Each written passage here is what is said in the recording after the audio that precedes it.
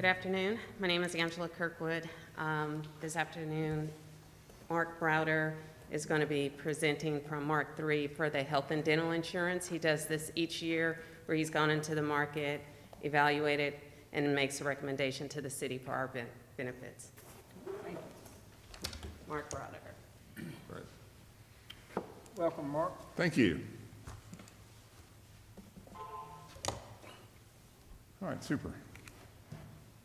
So again, appreciate the opportunity to come before you. This is an opportunity to give you guys an update as to what's going on within the health plan. We also have the 2022 renewal, and it's fairly consistent with what we've seen in the past. So in the first slide, I've given you history back to 2018, and on average, the plan's increase has been in the mid-single-digit range, varying in the high singles to low singles. But net effect, it's been an extremely competitive renewal that you've gotten this year. Your claims are up pretty dramatically, and we're going to talk about that.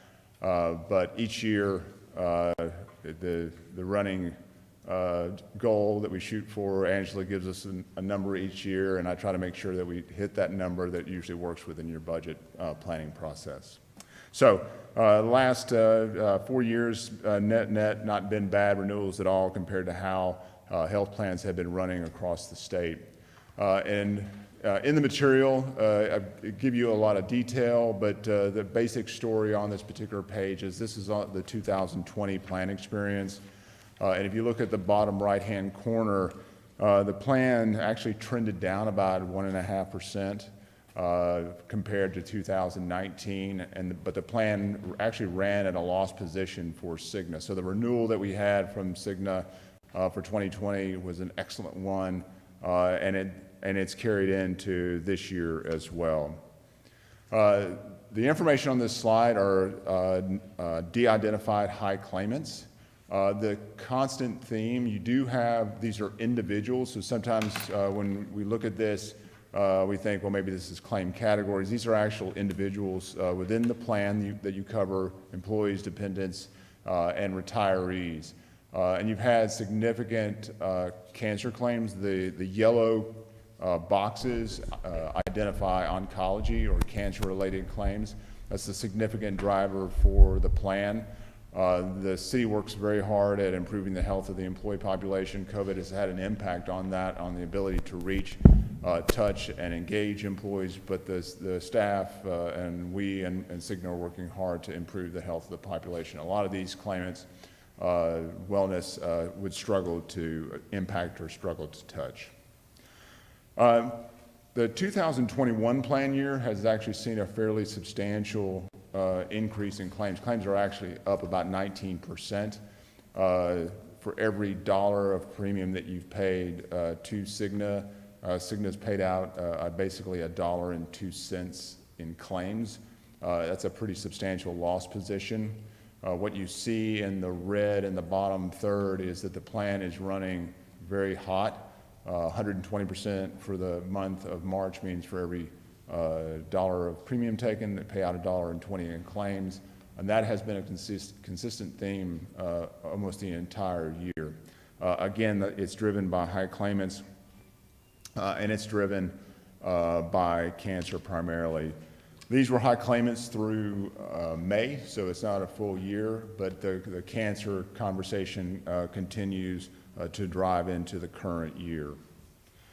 As Angela mentions, we look at the plan performance, we evaluate the claims, and then we're taking a look to see how that stacks up against the overall renewal that we're receiving from any payer. We work with Blues, CIGNA, Aetna, UHC, MedCost. We work with all of the payers in the state. We have a significant presence in the public sector. As a reminder, we work with Forsyth County, we work with y'all, Durham County, Rowan, City of Salisbury, and so forth. So we get to see a lot of the traffic, and we anticipate what we're going to be seeing in the upcoming year, and then we're comparing that. In the negotiation with CIGNA, we actually ended up with a very good renewal. It's around a 5% increase. If you look at your claims, and what this page is basically telling you is that on a standard renewal expectation, the increase should be somewhere in the neighborhood of about 17%. And that is a reflection of the 19% increase in claims that you're seeing this year. We're looking back a full 12 months, but as you can see in the top right-hand corner, it has been, the plan has run, the claims have run very high, and that is a consistent theme. Certainly CIGNA is not making any money. They're losing money on your business, but you're an important customer to them, so their hope is that the claims will turn around, and they're betting on that change out into the future. On the next slide, just talk about this. In the past, the city was self-funded. This was prior to Mark III being here, and it was a very negative experience from a funding standpoint. Historically, the budgetary process wasn't keeping up with the claims. The city ended up in a deficit position and felt like transitioning back to being fully insured was a better thought process. However, the bulk of our clients are large like y'all. The bulk of our clients are self-funded. When it's well managed, when it's well budgeted, there are natural cost advantages to being self-funded. You don't pay premium tax. You usually have lower expenses. The city maintains control over reserves, and it gives you a lot more flexibility on the wellness front. We looked at this renewal, which is about a 5% increase relative to being self-funded on an expected basis. So there's two components to this. It's expected cost and then your maximum liability. On an expected basis, we would anticipate the claims cost plus administration would be around 12%, so there's a 7% delta. Doesn't really give you a lot of drive to transition to being self-funded based on how the claims are running, especially since CIGNA is willing to take the risk and CIGNA apparently is willing to take the loss. On a maximum liability standpoint, so there's a corridor between the expected and the maximum, your maximum liability would be a 36% increase. Again, another reason not to make a transition in 2022 to being self-funded. The overall renewal is about a 5.7% increase on the OAP plan or the traditional copay plan, and the HSA plan is about a 4% increase. That nets out based on current enrollment at about a 5.6% increase, which is an outstanding renewal for the city and for the employees and taxpayers here in High Point. So based on how the renewal has shaken out for this year, we recommend that the city take CIGNA's renewal of 5.6 for 22. We'll continue to evaluate being self-funded, and we'll make that recommendation when it makes sense.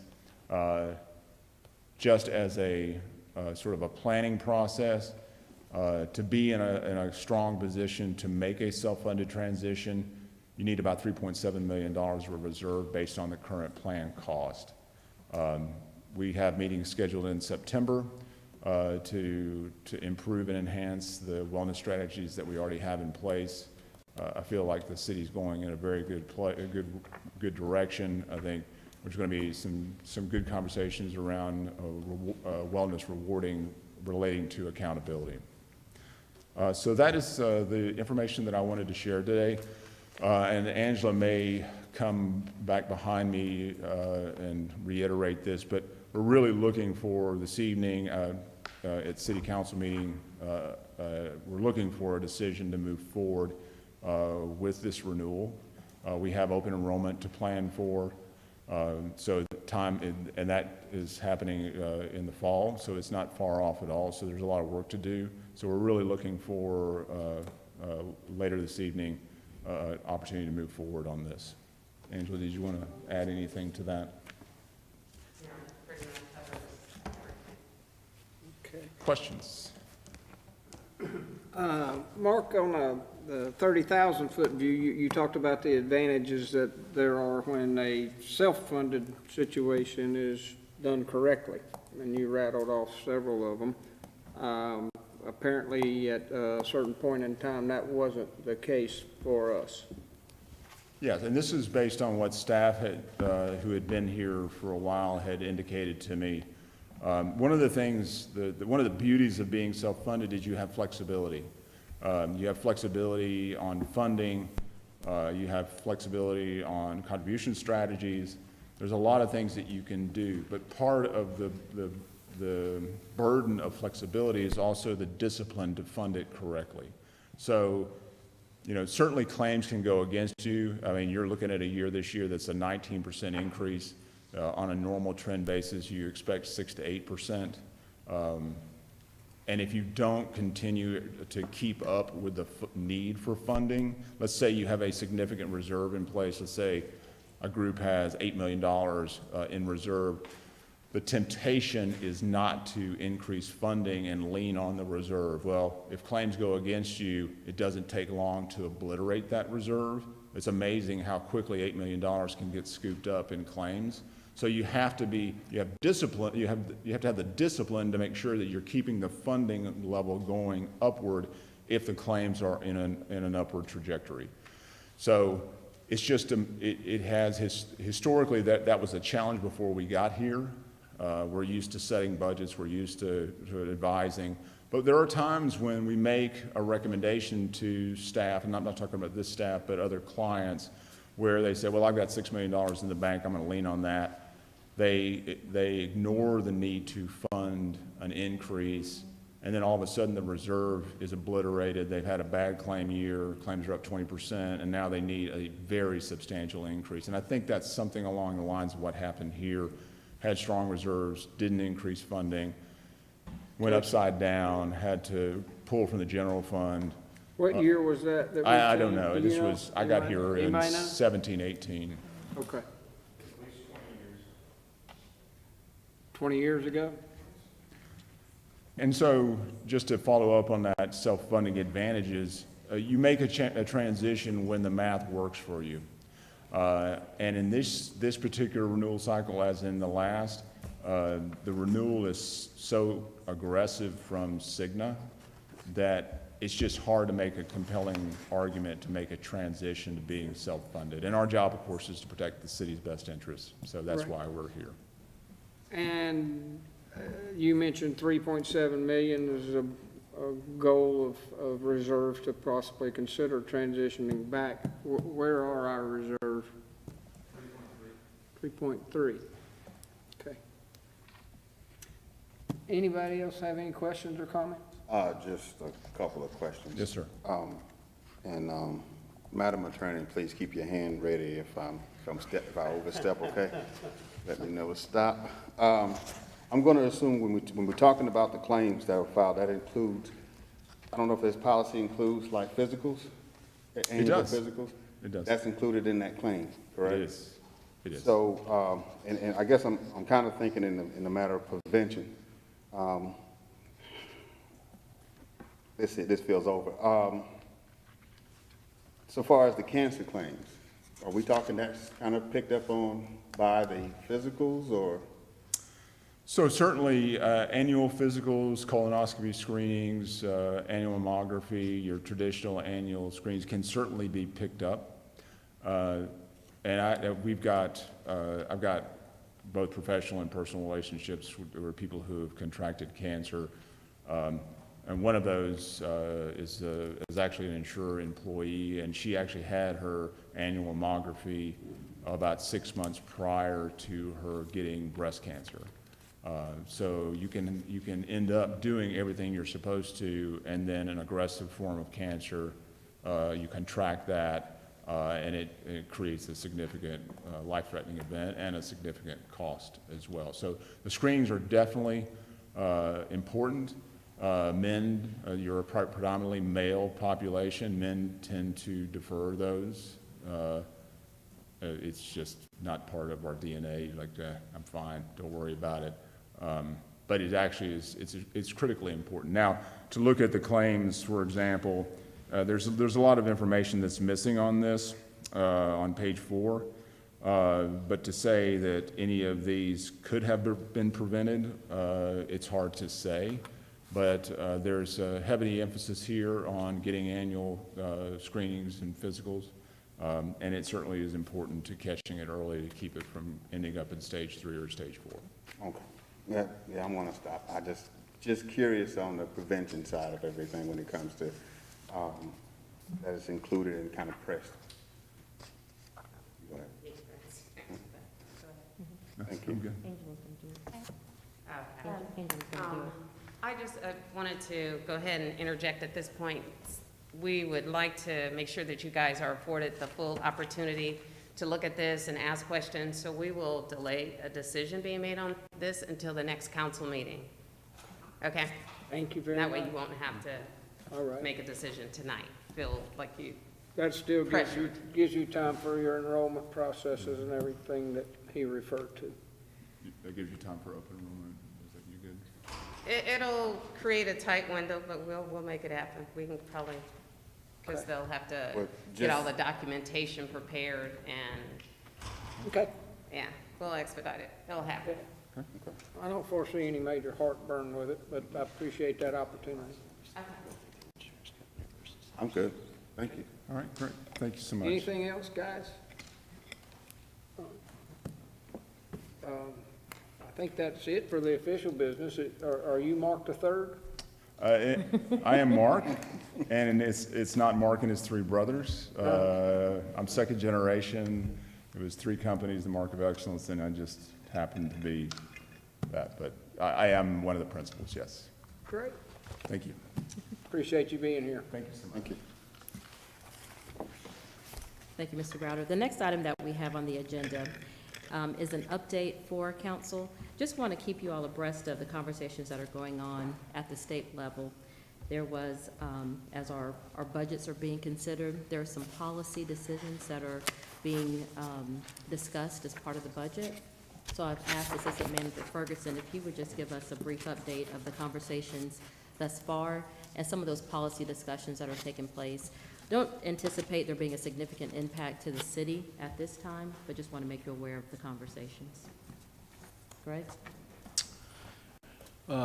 Thank you. The staff doesn't bring too many policies at the General Assembly level to your attention, but there are several significant ones here that we did want to raise because they're in the House adopted budget.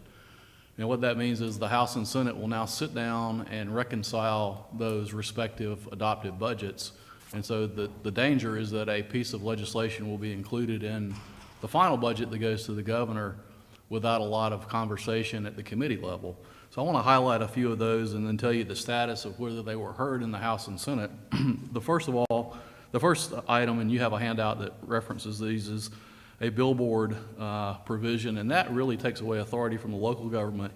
If a billboard has to be relocated because of road construction, it ties the locality's hands in determining where that zoning decision can be made. So it really flips the power equation and the zoning authority that you currently have, and it gives it over to the industry. Troubling enough, that one did not get a committee hearing in the House or the Senate, so it was inserted in the budget draft. And I'm going to repeat that same phrase a number of times where it has not been heard.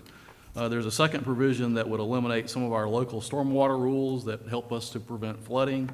Again, that one did not have a hearing in the House or the Senate. One that may also rise to something that we see in the near future is a proposal that allows the siting of schools in any residential or commercially zoned area of the city without the local consideration of infrastructure or the appropriateness of that particular location. So that's really preempting local authority. It takes away the voice of the people. It takes away the ability of city council and certainly the planning board to weigh in on a particular site. That one was approved in the House, but the Senate did not hear that in committee. So there was some consideration there. Greg, how easy is it to find out how the votes went on that approved item in the House?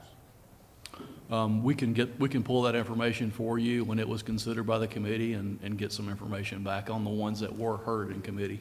I think that'd be useful as you present these things. I know you don't often, but I think going forward, so you don't have to redo again. I don't know how the rest of you feel, but I think it would be, if it's not an unreasonable ask to pull it, Sure. I think that would be helpful. Okay. Another item is the local tree ordinances that many cities have adopted. And this is only allowing local tree removal and protection rules that have been approved by local legislative acts. So if you Remember, there are bills that apply at the statewide level, and then there are local acts that apply either in a county and their cities or specific cities. Those you have to go to your legislator and plead your case, get concurrence with your other legislators, and then get those adopted. So that would remove some blanket authority that cities have operated under as far as the health, safety, welfare provisions that we tie to zoning sometimes. And it goes back to very specific, narrow, local legislative acts. That one was approved in the House, but has not been considered in the Senate in a committee. Another one that you may hear from time to time opinions about short-term rentals. There's a proposal that could potentially take away local authority to regulate short-term rentals. Sometimes you think about those being like Airbnb. This one was approved in the House, but it's not yet been considered by the Senate in a committee. And then the last one is small cell wireless. This came to the City Council not that long ago when you revised your zoning ordinance to allow for more small cell type wireless devices. Those are the smaller towers that are associated with 5G. They're now pretty much deployed all over the city, and you'll see more and more of those.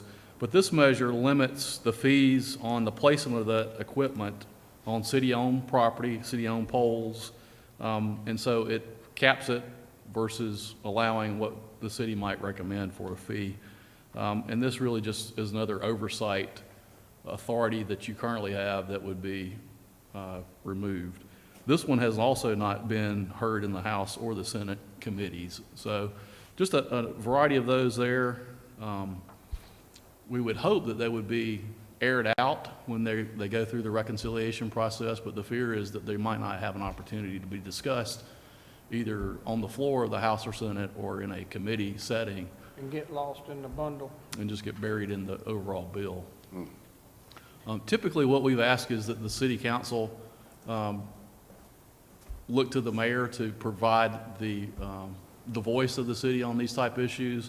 And if there becomes a particular issue that the league contacts the city again and says there needs to be some intense lobbying on this, or this one may be more detrimental to the cities than others, that there be some flexibility. So that's simply what we're doing, is bringing these items to your attention and then just making you aware of that so that the city has a voice. How quick do you need movement on this? Well, the House and the Senate have both adopted budgets. We don't know what their path forward is. Once they adopt it, it then must go to the governor for approval or veto. So there's a path of a little bit of time, but we don't know how quickly that's going to move forward. When these type of items appear on your radar, do you reach out to our state representatives from this area with our concerns, or is that something you look to mayor or council to go through? Do you have a direct, That do you is, as managers have direct access to that or willingness to do that? the city staff does not do that unless the city council has taken a position and has authorized the staff. Because as you are aware, during the course of the legislative session, there's a lot of issues that get surfaced. And I think the city of High Point has been very conservative in its approach to not wanting to engage on every single provision. Sure. But certainly, once the city council has taken a position, then city staff is fully engaged in communicating that. Mostly the mayor takes that leadership role and has either signed a letter or the city council has adopted a resolution for or against particular provisions. Also, Fred Baggett is in Raleigh, and he helps monitor these. And Fred Baggett. Oh, sure, yeah. And of course, Fred is in contact, John Faircloth and Fred speak a lot, and he will circle back with the mayor, manager's office, my office on items that we have concerns about. Not necessarily a proclamation, but just a conversation? Is that what it is? It's my understanding it's usually a conversation that's held, and if the mayor makes the determination that it's a significant impact on the city, at that time, either a letter or a conversation would be held with our representatives. Okay. That's typically how it's handled.